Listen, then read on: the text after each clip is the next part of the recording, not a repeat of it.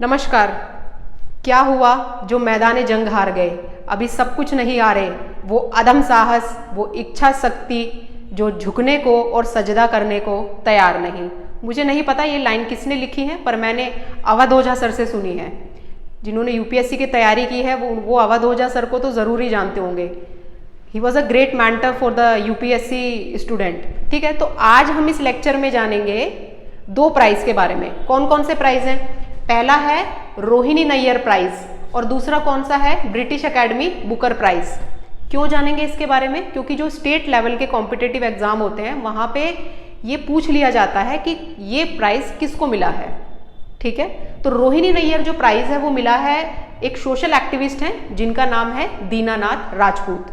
दीनानाथ राजपूत ने क्या किया? उन्होंने बस्तर के जो छत्तीसगढ़ है वहाँ पे फार्मर प्रोड्यूसर ऑर्गेनाइजेशन का एस्टेब्लिश किया, उसका गठन किया और उससे जो ट्राइबल वुमेन्स हैं वहाँ पे बस्तर में उनको उस ऑर्गेनाइजेशन से जोड़ा और उनकी जो लिवलीहुड है उसको थोड़ा सा इजी बनाया। तो इनका एक बहुत ज़्यादा कंट्रीब्यूशन रहा जो कि रिकॉग्नाइज्ड हुआ है और इनको इसके लिए प्राइज मिला है। अब ट्राइबल वुमेन, क्योंकि जो ट्राइबल लोग हैं उनको थोड़ी ना पता चल रहा है कि सरकार क्या योजना लेके आ रही है, सरकार उनके लिए क्या काम कर रही है, तो उसके लिए तो एक मीडियम होगा ना उन तक पहुंचने के लिए। तो यहाँ पे वो मीडियम का जो एक वर्क है वो किसने निभाया है? दीनानाथ राजपूत ने। तो फार्मर प्रोड्यूसर ऑर्गेनाइजेशन एक ऐसा गठन है, एक ये कह लीजिए कि एक तरह का वन स्टॉप सॉल्यूशन है फार्मर के लिए। और जो ये फार्मर प्रोड्यूसर ऑर्गेनाइजेशंस होती हैं इसमें जो मेंबर होते हैं वो फार्मर ही होते हैं। ठीक है, तो इसलिए इनको ये प्राइज मिला है और इस प्राइज में क्या है? 10 लाख रुपए हैं, ट्रॉफी है और साइटेशन है। अब ये जो प्राइज इनको मिला है ये इनको हैंडओवर किसने किया है? ये किया है एनके सिंह ने। एनके सिंह कौन है? He is the chairman of the 15 finance commission. ये जो क्वेश्चन है ये आया हुआ है Uttar Pradesh public service commission में, that who is the chairman of the 15 finance commission.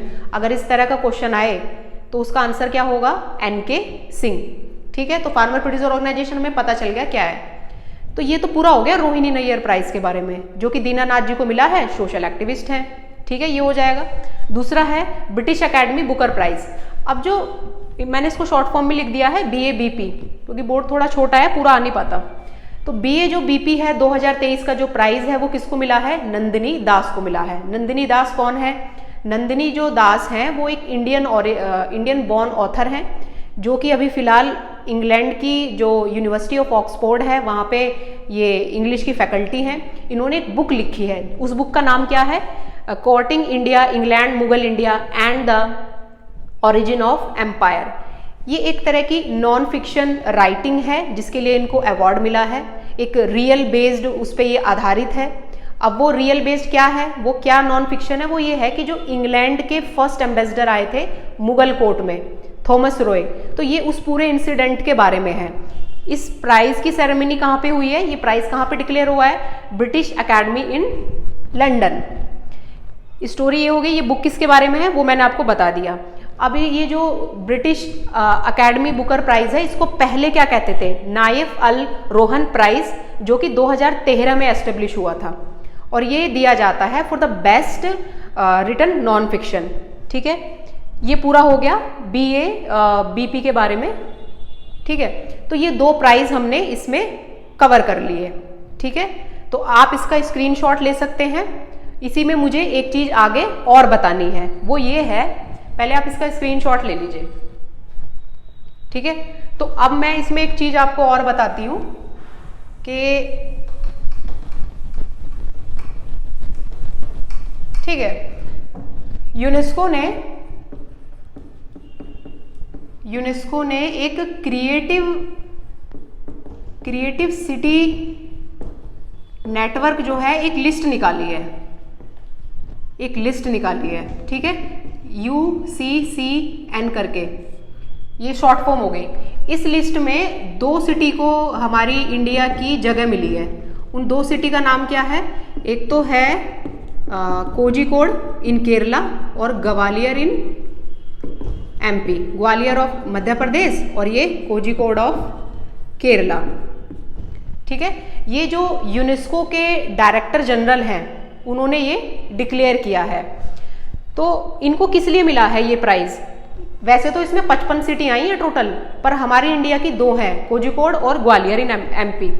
ये अवार्ड इनको इसलिए मिला है क्योंकि इन्होंने जो अर्बन प्लानिंग करी है ना अपनी सिटी की, उसमें ह्यूमन सेंट्रिक, मतलब इंसानों को ध्यान में रखते हुए करी है। मतलब ऐसे ही कुछ भी नहीं कर दिया है, ह्यूमंस को ध्यान में रखते हुए इन्होंने वहाँ पे एक्टिविटीज़ कंडक्ट करी हैं।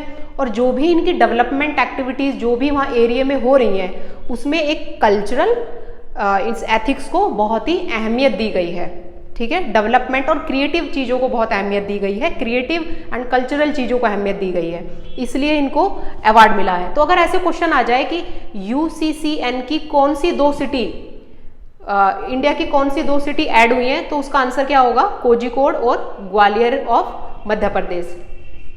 अब ये जो जितनी भी सिटी हैं, 55 सिटी हैं जिनको अवार्ड मिला है, इनको बुलाया गया है यूसीसीएन की जो एनुअल कॉन्फ्रेंस होगी, एनुअल कॉन्फ्रेंस जो होगी इनकी कहाँ पे होगी, एट पोर्तुगल। ठीक है, यहाँ पे ये कॉन्फ्रेंस होगी 2024 में, जहाँ पे ये जाएंगे। ठीक है, तो ये हो गया यूनेस्को का क्रिएटिव सिटी अवार्ड इंडिया की कौन सी 2 सिटी को मिला है, तो उसका आंसर होगा केरला, कोझिकोड, और ये हो गया। अब इसमें एक और चीज, ये आपको मैं एक और एक्स्ट्रा एडिशन कर रही हूँ, सीटीएम का मतलब है कमिट इट टू मेमोरी। ठीक है, तो आपको सीटीएम क्या करना है कि जो आपका स्टैच्यू ऑफ यूनिटी है, स्टैच्यू ऑफ यूनिटी कहाँ पे है, केवड़िया गुजरात में, केवड़िया गुजरात में है स्टैच्यू ऑफ यूनिटी। अब यहाँ पे प्रधानमंत्री गए थे गुजरात में, जो कि कौन सी रिवर है वहाँ पे जहाँ पे ये स्टैच्यू है, नर्मदा, और ये वर्ल्ड का हाईएस्ट स्टैच्यू है, ये भी पता होना चाहिए। ठीक है, अब वहाँ पे ये गए थे तो वहाँ पे कुछ डेवलपमेंट एक्टिविटीज़ इन्होंने प्रोजेक्ट को भी एस्टेब्लिश किया है। तो ये जो 31 अक्टूबर है ना, मेन ये है 31 अक्टूबर जो है वो सेलिब्रेटेड होता है एज नेशनल यूनिटी डे, एकता दिवस, नेशनल यूनिटी डे।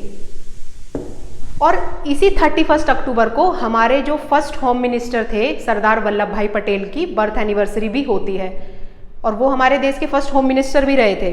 तो ये हो गया स्टैच्यू ऑफ यूनिटी के बारे में। अभी वहाँ पे प्रधानमंत्री गए थे तो इसका डिस्कशन भी न्यूज़पेपर में था, इसके बारे में भी हमें पता होना चाहिए। ठीक है, तो ये, और 31 अक्टूबर को वर्ल्ड सिटी डे भी मनाया जाता है, वर्ल्ड सिटी डे।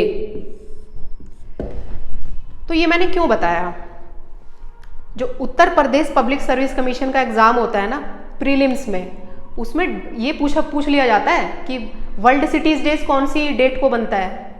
ठीक है, उसमें ये पूछ लेगा कि जो नेशनल यूनिटी डे है वो कब मनाया जाता है और किसकी मेमोरी में मनाया जाता है, तो ये पता होना चाहिए। मैं आशा करती हूँ ये लेक्चर आपके लिए यूजफुल रहेगा और जो मैंने समझाया है वो आपको समझ भी आया होगा। आपकी कोई क्वेरी है तो मुझे बताइएगा। इसी के साथ नमस्कार।